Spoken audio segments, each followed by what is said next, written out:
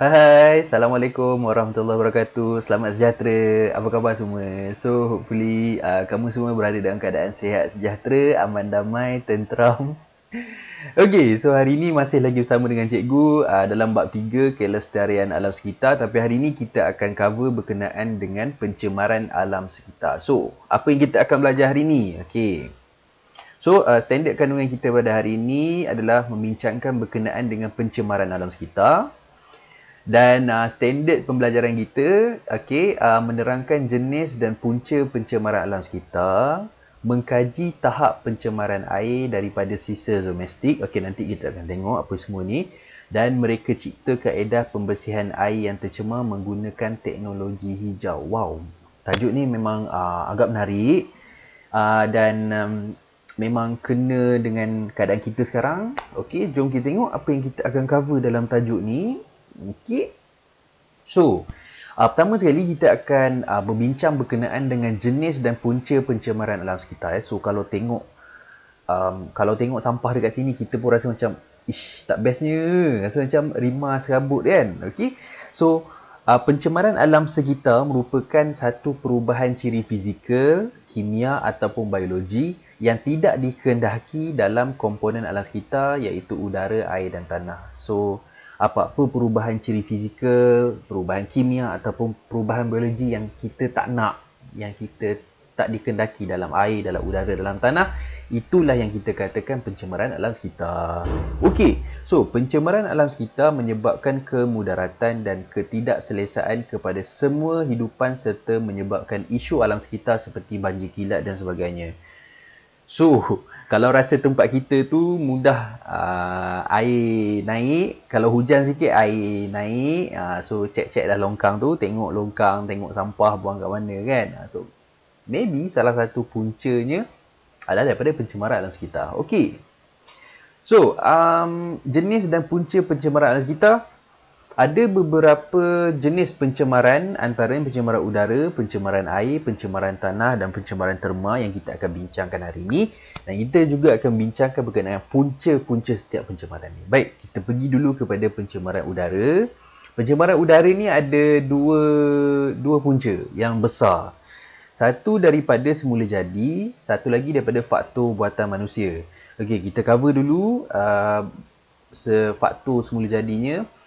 Jadi pencemaran udara ni boleh terjadi pertama akibat letusan gunung berapi yang mengeluarkan debu, asap, okey, yang menjadi pencemar kepada udara, pembakaran hutan, ribut debu, ribut pasir, ya, dan sisa organik yang mereput juga menyumbang kepada pencemaran udara.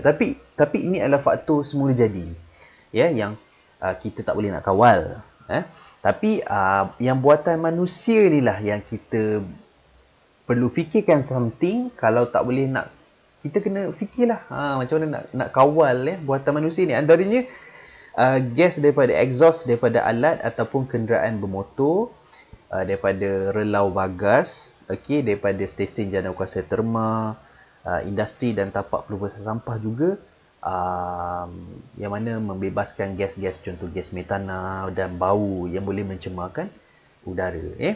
So itu adalah punca pencemaran udara. Okey, sama ada secara semula jadi ataupun buatan manusia. Okey, next kita tengok pula pencemaran air. Apa punca pencemaran air ni? Okey, pertama dari segi sisa. Sisa dari segi air sisa, ya, sisa domestik seperti deterjen dan kumbahan, air basuh baju, sisa-sisa kumbahan yang tak dikawal, okey, sisa pepejal seperti sampah sarap, ya, yang tersumbat yang boleh mencemarkan air, bahan buangan industri seperti gris, minyak dan sebagainya yang boleh mencemarkan air. Itu dari segi sisa, bahan-bahan leftover, sisa. Okey, ada juga bahan kimia yang digunakan dalam pertanian seperti baja kimia dan racun perosak. Baja pun, okey, apabila berlebihan dia boleh mencemarkan air, dan juga apatah lagi racun perosak, dan juga tumpahan minyak. Okey, tumpahan minyak di laut boleh mencemarkan ekosistem akuatik. Okey. Itu dari segi pencemaran air juga puncanya. Next kita tengok pencemaran tanah. Okey. Pencemaran tanah, apa punca pencemaran tanah ni? Yang pertama, penggunaan baja dan racun serangga yang berlebihan boleh mencemarkan tanah. Kerana apa? Kerana bila sebut pasal racun. Okay, so racun boleh menyebabkan tanah tu menjadi tak subur dan sebagainya. Pengurusan sisa pepejal yang kurang sesuai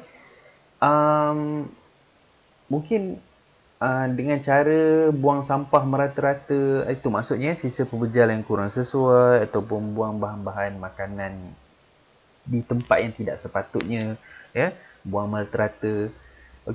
Hujan asid akan menyebabkan tanah tu lebih berasid daripada biasa. Sisa-sisa nuklear yang dibuang merata-rata, yang boleh menyebabkan seseorang tu terkena mutasi, bahan-bahan radioaktif. Juga sisa elektronik yang mana ada komponen-komponen bahan-bahan kimia dalam tu yang boleh mencemarkan tanah serta merosakkan pokok dan sebagainya. Itu kategori pencemaran tanah dan puncanya.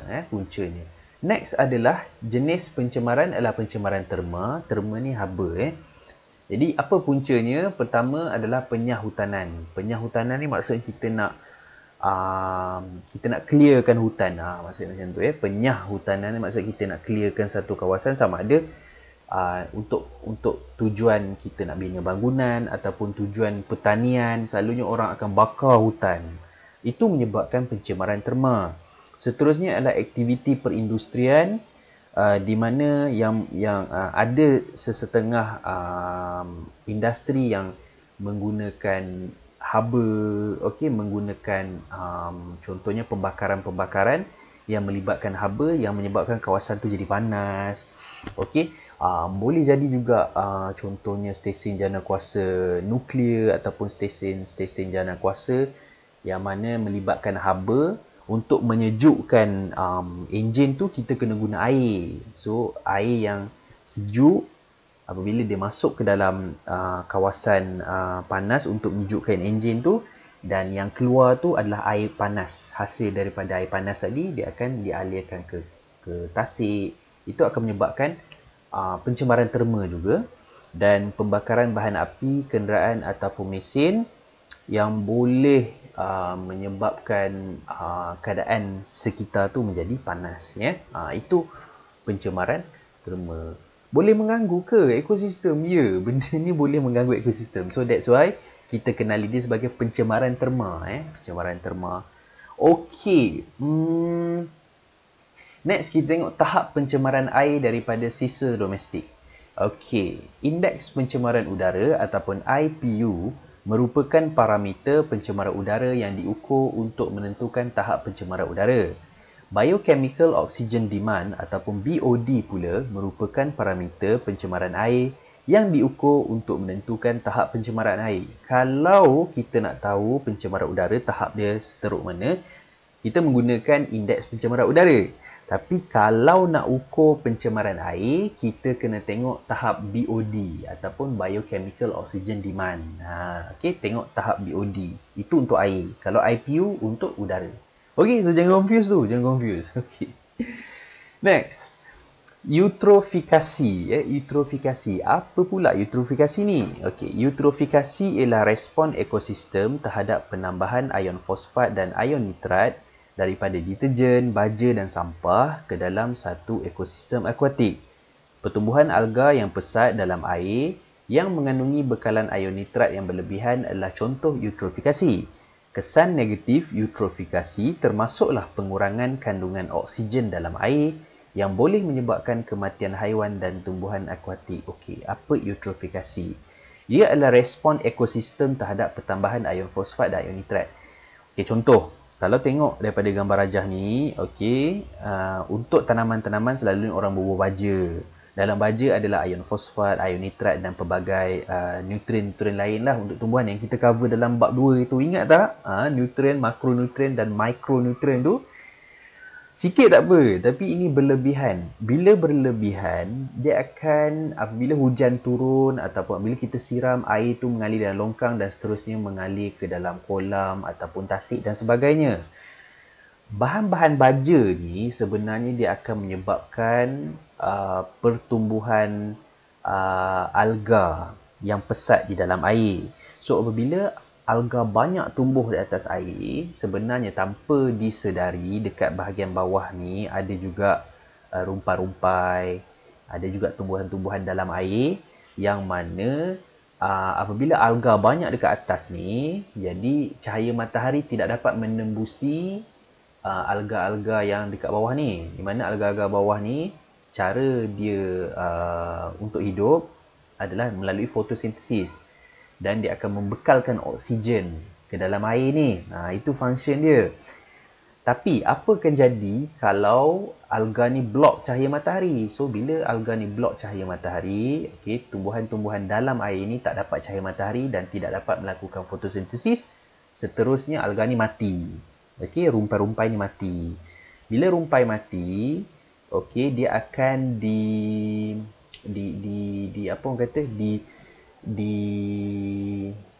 direpotkan. Istilah dia direpotkan. Dia akan melalui proses pereputan.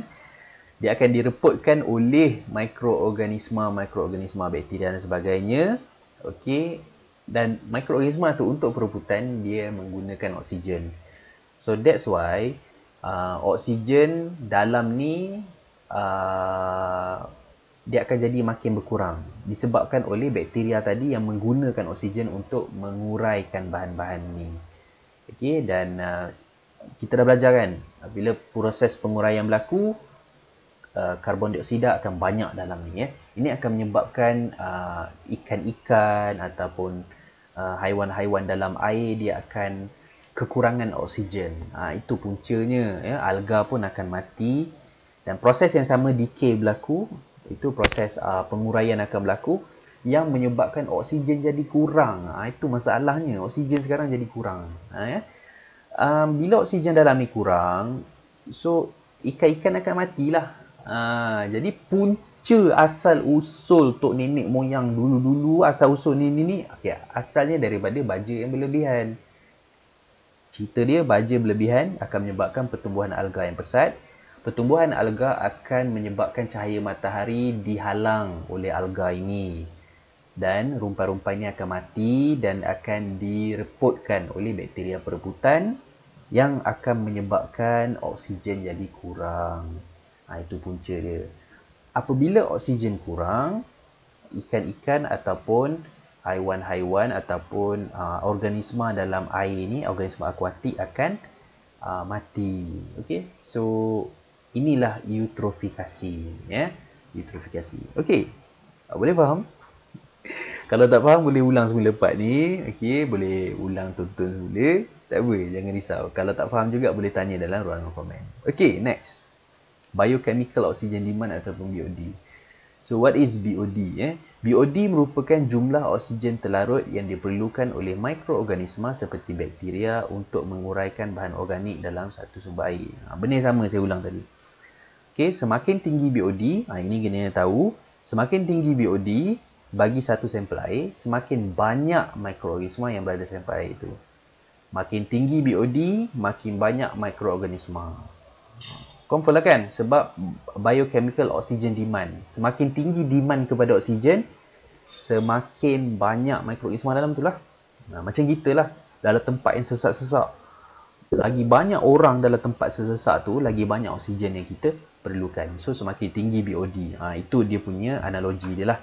Okay, next adalah kita akan tengok tahap pencemaran air bagi satu sampel air boleh ditentukan dengan mengukur masa yang diambil untuk warna larutan metilena biru luntur setelah dicampurkan dengan sampel air tersebut.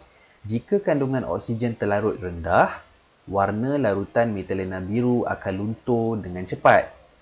Semakin tinggi tahap pencemaran air, semakin singkat masa yang diambil untuk warna metilena biru luntur. Okay, so untuk kita mengenal pasti BOD tinggi ataupun rendah, kita guna larutan metilena biru. Andai kata contoh. Saya ambil air kolam ni, contohlah ni kan. Okay, saya ambil air kolam ni, nampak rumpai-rumpai ni, saya ambil air kolam satu sampel. Okay, and then saya campurkan metilena biru ke dalam air kolam ni.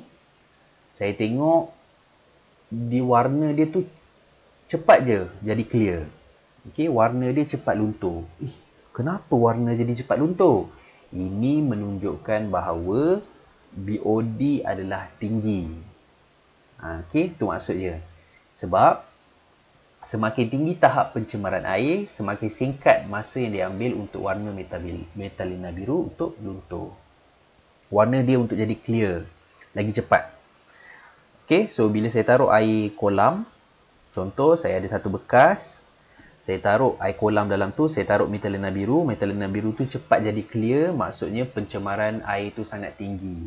BOD air tu sangat tinggi. Maksudnya air tu adalah air yang sangat tercemar. Okey, itu maksud dia. Okey, next. Kita tengok kaedah pembersihan air yang tercemar dengan penggunaan teknologi hijau. Tadi kita dah belajar berkenaan dengan pencemaran air, apa itu eutrofikasi, macam mana cara kita nak ukur dia, okey. Dan sekarang macam mana kita nak, orang kata nak prevent ni. Kita pun nak kurangkan pencemaran air ni. So, bila kita fikir-fikir balik, kalau nak guna bahan kimia, bahaya. Kita gunakan teknologi hijau. So, orang dah kaji. Kita gunakan berbola lumpur mikroorganisma efektif, iaitu efektif mikroorganisma ataupun singkatannya EM. Usaha mereka cipta kaedah pembersihan air yang tercemar dengan penggunaan teknologi hijau merupakan satu proses yang berterusan di Malaysia dan memang telah dilakukan di Malaysia. Antara kaedah yang digunakan untuk merawat air sungai yang tercemar di Malaysia termasuklah penggunaan berbola lumpur mikroorganisma efektif. Wow! Daripada lumpur pun boleh menghalang ataupun mengelakkan pencemaran. Okey, cara dia macam mana? Okay, jom kita tengok. Cara nak buat dia. Sedang je. Okay.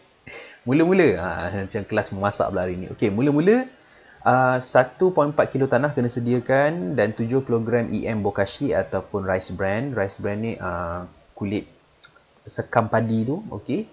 Okey, dia punya kulit padi tu, sekam padi tu ataupun rice bran kita panggil. 500 cm3 larutan EM efektif mikroorganisma. Kena ada surat khabar, dulang, bekas penyiram dan juga besin. First, masukkan tanah dan EM bokashi ke dalam besin dan gaul campuran tersebut. Kemudian kita setelah digaul, tambah larutan EM ke dalam campuran tadi dan gaul sehingga sebati. Macam nak buat kek, okey, adunan. Campur-campur, kacau dan bila telah menjadi macam dough tu, bulatkan campuran menjadi berbola lumpur yang kita panggil EM. Okey, kemudian alas dulang dengan surat khabar dan letakkan bola EM di atasnya. Okey. Nombor 5, simpan bekas yang mengandungi bola lumpur EM di tempat tanpa sinaran matahari atau angin kuat untuk mengelakkan bola menjadi kering dengan cepatnya. Okey, dan kita kena ingat sebenarnya ada mikroorganisma dalam ni mikroorganisma. So tak boleh disimpan di tempat yang kering ya. Ingat lagi tajuk mikroorganisma, faktor-faktor mempengaruhi pertumbuhan mikroorganisma. Berbola lumpur EM sedia digunakan apabila permukaan bola diselimuti oleh fungi putih. Okey. So ini cara-cara untuk kita membuat berbola lumpur EM. Okey, next. Kita berbincang berkenaan efektif mikroorganisma. Ada 3 jenis. Okey, ada banyak sebenarnya. Okey, tapi yang kita bincang ada 3. Antaranya bakteria acid lactic, bakteria Rhodopseudomonas palustris dan Saccharomyces cerevisiae. Okey, kita tengok dulu. Bakteria acid lactic ataupun bakteria Lactobacillus casei merawat sisa kumbahan, menyingkirkan bau busuk air, merencatkan pertumbuhan mikroorganisma bahaya dan memudahkan perebutan bahan organik. Okey, ini kan dah cover dalam bab yang sebelumnya. Okey, lactic acid bacteria. Okey, kita dah bincang kan berkenaan ni. Dan bakteria Rhodopseudomonas palustris iaitu bakteria fotosintetik.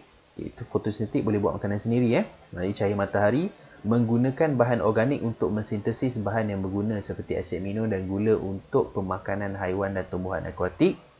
Okey. So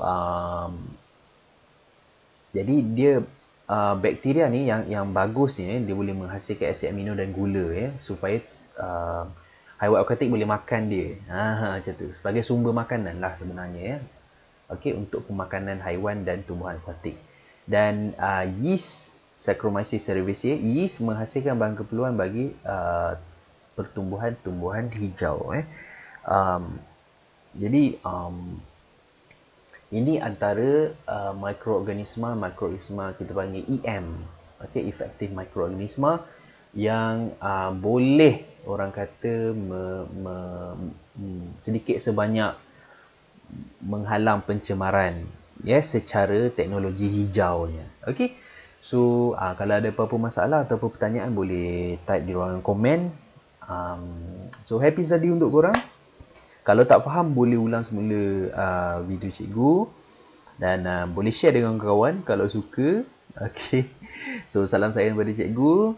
Selamat study untuk semua. Terima kasih. Assalamualaikum warahmatullahi wabarakatuh. Bye bye.